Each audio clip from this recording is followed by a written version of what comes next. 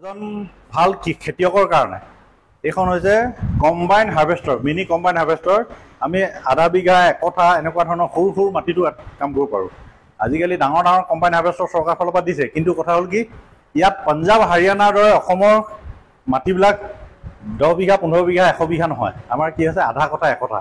গতিকে সেই পথাৰত হাল বাবৰ কাৰণে ধৰি লওক আপোনাৰে মাটি আছে 5 বিঘা, আপুনিতো 4বিধ শস্য কৰিব, 4বিধ ধানৰ সঁচ কৰিব, বৰা জহাকে ইত্যাদি কৰি। গতিকে সেইখিনিত কাম কৰিবৰ কাৰণে এখন হুচল আৰু ইয়াত জয়ষ্টিক আছে, জয়ষ্টিকৰ দ্বাৰা up down right left braking system start high low' গোটেইখিনি একেটাতে কৰিব পাৰে। গতিকে এইটো বৰ এটা সুচল বস্তু। ইয়াত ধানটো চাকচন কৰি পেলাই ইয়াৰ পৰা লেতেৰাখিনি উলিয়াই বেগেজ কৰি দিয়ে।